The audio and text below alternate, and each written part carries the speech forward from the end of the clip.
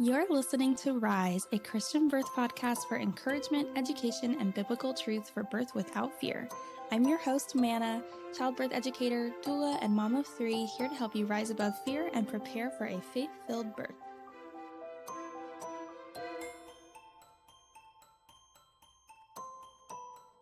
There are so many misconceptions and half-truths about natural birth or unmedicated birth in our culture. There is so much to unlearn that we have just gleaned from how we talk about birth in the US and how we view birth and how we see birth on TV and movies. Some of these myths might be more subtle. Some of them sound practical. Some of them even get wrapped in like Christian language.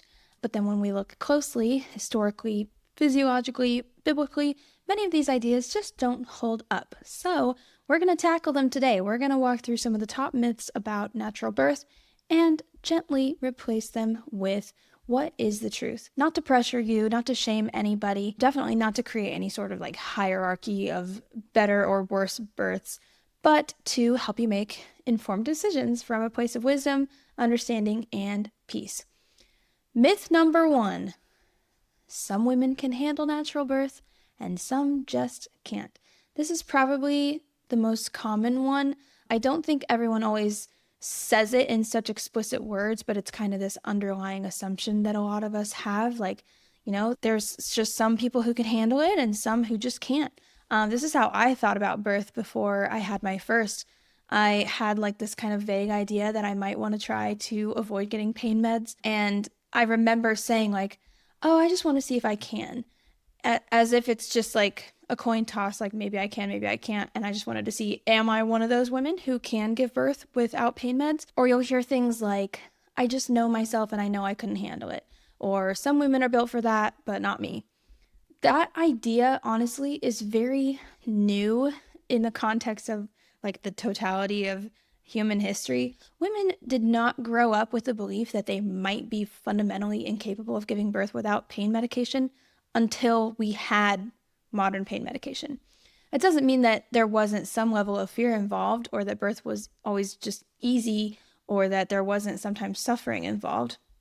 But the idea that labor pain is something that only a special category of women can endure is a modern cultural construct born out of the availability of pharmacological pain relief, a very medicalized framework for birth in general, and repeated messaging that birth pain is intolerable and excruciating and dangerous by default. Biblically, Scripture consistently affirms that God equips those he calls.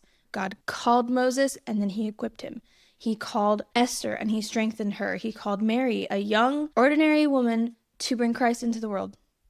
Isaiah 40:11 describes God as one who gently leads those that are with young.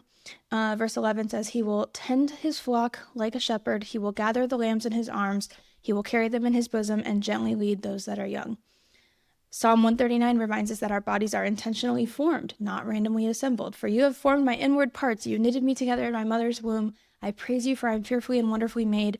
Wonderful are your works. My soul knows it very well. The truth is, birth is not about being tough enough. It's not about seeing if you're one of those people who can just like grit through it or not. It's about physiology, support, mindset, environment, preparation, and trust. Women don't handle birth through grit alone. They work with their bodies and they rely on God in the process. Myth number 2, natural birth is just a trend. This one honestly just makes me laugh because, again, if we're talking about the entirety of human history and how long medicated birth has even been a thing, historically speaking, medicated birth is the trend. Epidurals, IV opioids, continuous monitoring, routine interventions, all of that stuff is very recent.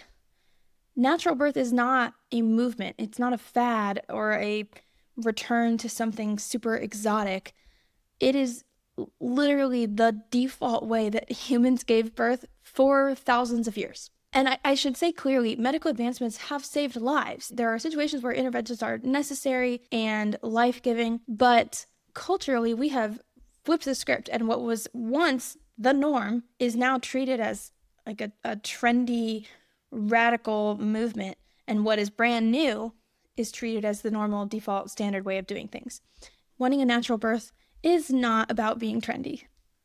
Myth number 3, natural birth is just suffering for no good reason. You've probably heard this one. There's no trophy for going unmedicated. And you're right, there is no trophy. But that phrase often shuts down a deeper and more important conversation, because choosing to avoid pain medication is not about bragging rights. It's about informed consent. It's about supporting physiology.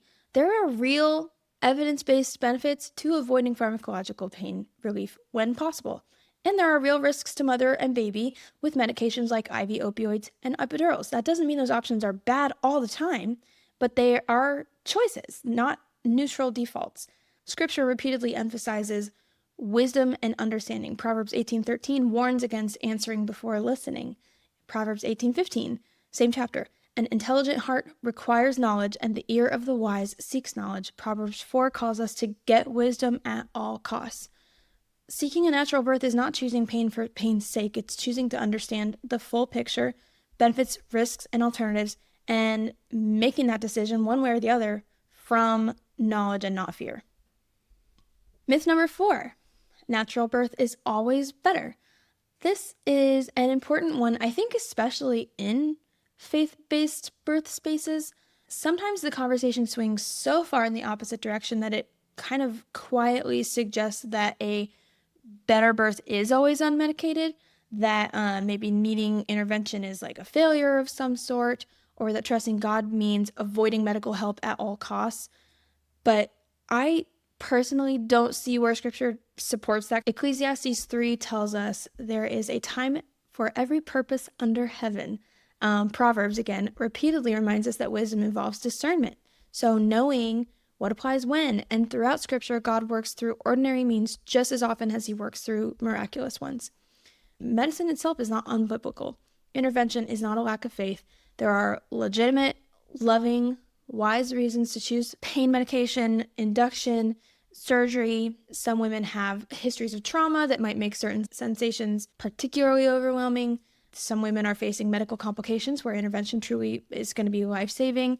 Some women are experiencing labors that deviate from physiology despite excellent preparation. Or some are just simply discerning, prayerfully and informed that medication is the right choice for their situation. And that choice does not disqualify them from having a meaningful, God-honoring birth.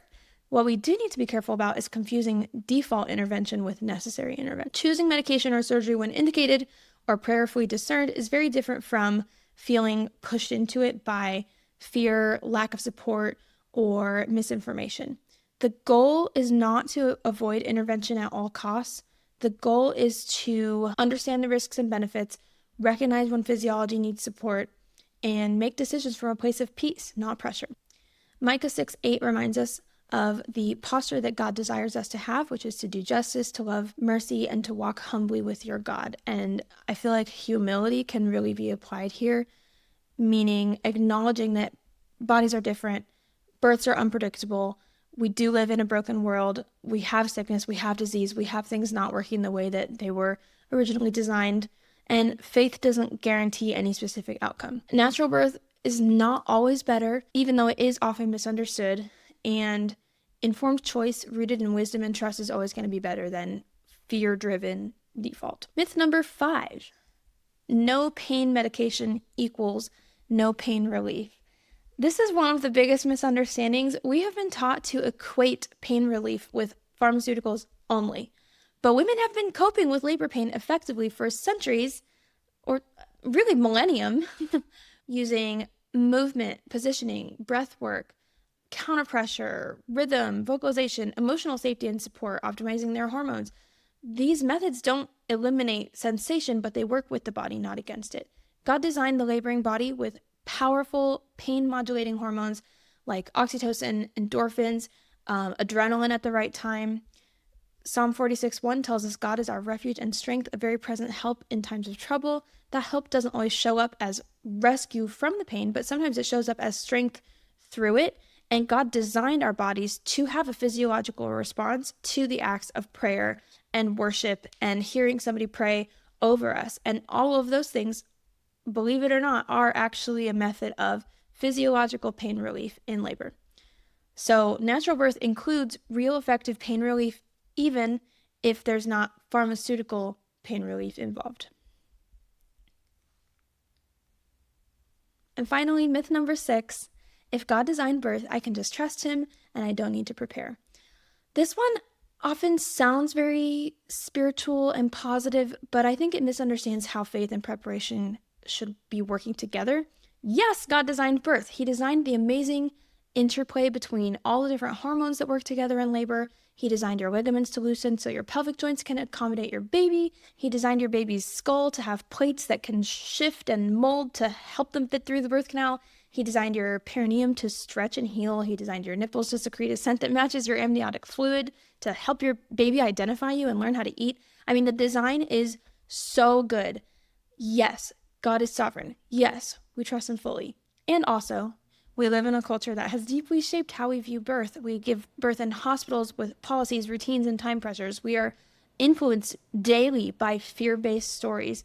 Scripture never pits trust against preparation. Noah trusted God and he built the ark. Proverbs 22:3 says, the prudent see danger and take refuge, but the simple keep going and suffer for it. Preparation isn't fear. Preparation is, I think, part of wisdom when we're not preparing to try to control every outcome, but preparing out of a place of stewardship. Because of our cultural context, preparation is often more important, not less, for a natural birth. So what I would love for you to hear today is that natural birth is not about being tough. It's not just about having a super high pain tolerance. It's not about trends. It's not about earning a badge of honor. It's not about rejecting help. It's about understanding how God designed your body. It's about recognizing the cultural forces shaping your beliefs about birth. It's about seeking wisdom and preparation and walking into birth with trust, humility, peace. Whether you choose a medicated birth or an unmedicated one, my prayer for you is the same, that you would be informed, supported, and anchored in truth.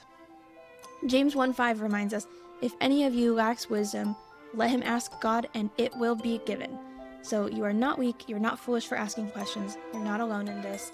If you are preparing for a natural birth and you're just getting started, I would love to give you my free ebook, 10 Steps to Natural Birth. It will be a super great launch pad starting point for you to just dive in and learn all the things that you can do to help prepare you for a natural birth. Thank you for listening, and I'll catch you next time.